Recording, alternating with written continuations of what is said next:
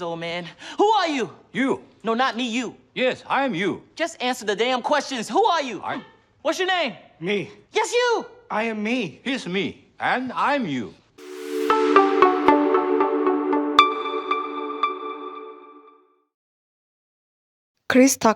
ክሪስ ታከር በልዩ ድምጹና በፈጣን ቀልዶቹ የሚታወቅ በዘጠናዎቹና በ2000ዎቹ መጀመሪያ ላይ የሆሊውድ ኮከብ የነበረ ተዋናይ ነው። ነገር ግን ከሩሽ ሃወር ፊልም ጀርባ ብዙዎች የማያውቋቸው አስገራሚ ውጣ ውረዶችና የግል ለውጦች አሉበት። እነሆ ስለ ክሪስ ታከር ብዙም የማይታወቁ 10 ሚስጥሮች። አንደኛ፣ ከዝናው ጫፍ ላይ ከሆሊውድ የጠፋበት እውነተኛ ምክንያት። ክሪስ ታከር በሩሽ ሃወር 2 ፊልም ስኬት በዓለም ላይ ከፍተኛ ተከፋይ ተዋናይ በነበረበት ወቅት በድንገት ከፊልም ስራ ረጅም እረፍት ወሰደ። ለዚህ ዋነኛው ምክንያት የሃይማኖት ለውጥ ማድረጉ ነበረ። በ1990ዎቹ መጨረሻ ላይ ክሪስ ታከር ዳግም የተወለደ ክርስቲያን ቦርን አጌን ክርስቲያን ሆነ። ይህ አዲሱ እምነቱ ከዚህ በፊት ይሰራቸው ከነበሩ የፊልም አይነቶች ጋር መጋጨት ጀመረ። በፊልሞች ውስጥ የሚጠቀማቸው ስድቦች፣ የዕፅ አጠቃቀም ትዕይንቶችና ሌሎች ነገሮች ከእምነቱ ጋር እንደማይሄዱ በማመኑ ሚናዎችን በጥንቃቄ መምረጥ ጀመረ።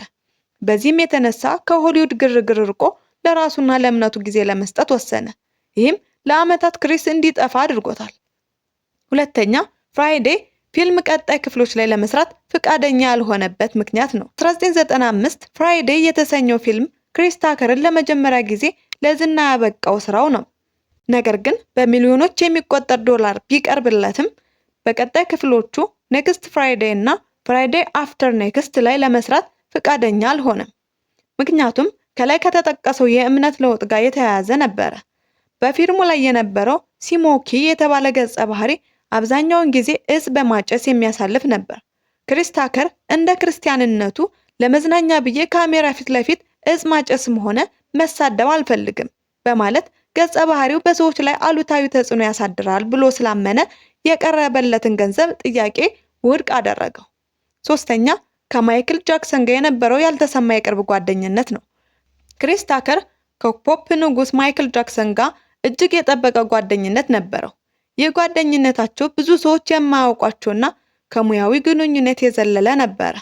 ሁለቱ የተዋወቁት ክሪስ ታከር በማይክል ጃክሰን ዩ ሮክ ማይ ወርልድ በ2001 በተሰኘው የሙዚቃ ቪዲዮ ላይ እንዲሰራ ሲጠየቅ ነው።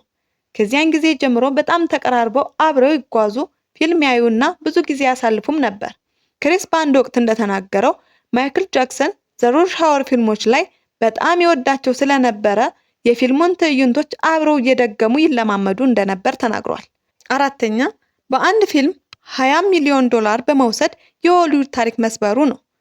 በሩሽ ሃወር የመጀመሪያ ፊልም ላይ ለሰራው ስራ $3 ሚሊዮን ብቻ ነበር የተከፈለው።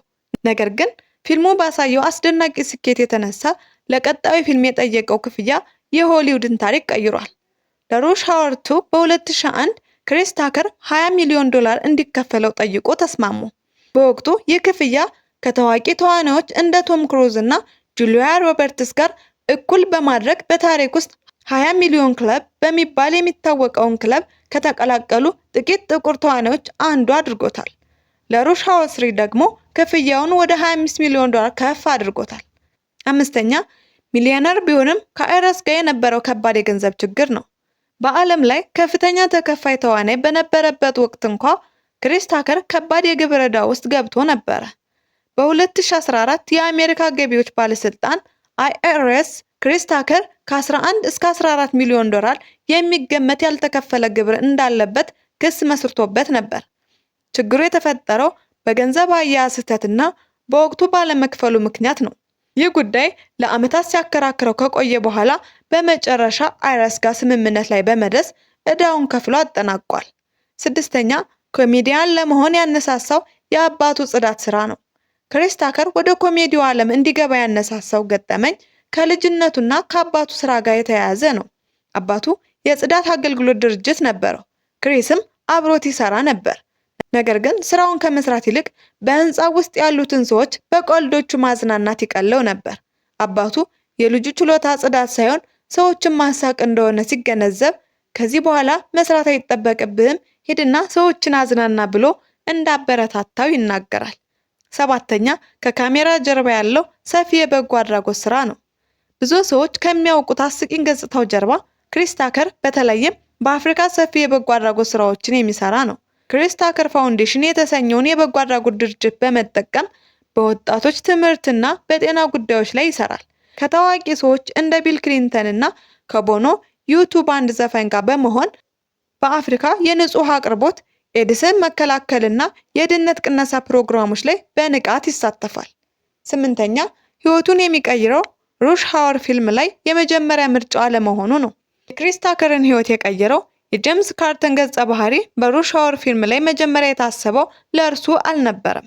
የፊልሙ ፕሮዲውሰሮች የመጀመሪያ ምርጫ የነበረው ሌላኛው ታዋቂ ኮሜዲያን ማርቲን ላውረንስ ነበር። እሱ አልተስማማም ሲባል ደግሞ ለኤዲ መርፊ ቀርቦ እንደነበረ ይነገራል። በመጨረሻም ሚናው ወደ ክሪስ ታከር ሲመጣ እሱና ጃኪ ቻን በስክሪን ላይ የፈጠሩት አስደናቂ ጥምረት ፊልሙን በዓለም ዙሪያ ተወዳጅ እንዲሆን አድርጎታል። 9ኛ ዝና ካስገኘለት እንግዳ ገጸ ባህሪ ጀርባ የነበረው ስሜት ነው። ዘ ፌዝ ኤለመንት በ1997 ዘ ፊፍዝ ኤለመንት በተሰኘ ፊልም ላይ የተጫወተው ሩቢ ሮድ የተባለውን ገጸ ባህሪ በከፍተኛ ድምፁና በእንግዳ አለባበሱ ይታወቃል። ነገር ግን ክሪስ መጀመሪያ ላይ ገጸ ባህሪውንና አልባሳቱን በጣም ጠልቶት ነበረ። ዳይሬክተሩ ሉክ ቤንሶን ግን ገጸ ባህሪውን ሲያየውና የሚለብሰውን የተጋነነ ልብስ ሲያይ ይህ ነገር በፍጹም አይሆንም፣ ተመልካች ይጠላዋል ብሎ እንዳሰበ ተናግሯል። ነገር ግን እርሱን አስገድዶ ሚናውን ከሰራ በኋላ ገጸ ባህሪው ባልተጠበቀ ሁኔታ የተመልካቹን ፍቅር በማትረፍ በፊልሙ ታሪክ ውስጥ ካሉ የማይረሱ ገጸ ባህሪያት አንዱ ለመሆን በቅቷል። 10ኛ የኤሌክትሪክ ንዝረት አደጋ በልጅነቱ አጋጥሞት የነበረ መሆኑ ነው። ክሪስ ታከር በልጅነቱ ለሞት ሊዳረገው ይችል የነበረ ከባድ አደጋ አጋጥሞት ነበረ። ገና ልጅ እያለ አባቱ ሲሰራበት የነበረውን የኤሌክትሪክ ምንጣፍ ማጽጃ ማሽን ነካክቶ በድንገት ከባድ የኤሌክትሪክ ንዝረት አጋጠመው። ለሰከንዶች ያህል ከሰውነቱ ላይ የኤሌክትሪክ ብልጭታዎች ሲበሩ እንደነበርና ህይወቱ እንዳለፈ ተሰምቶት እንደነበረ ይናገራል። ይህ ገጠመኝ በህይወት መትረፉን እንደ ትልቅ ዕድል እንዲቆጥር እንዳደረገው በአንድ ቃለ መጠይቅ ላይ ተናግሯል።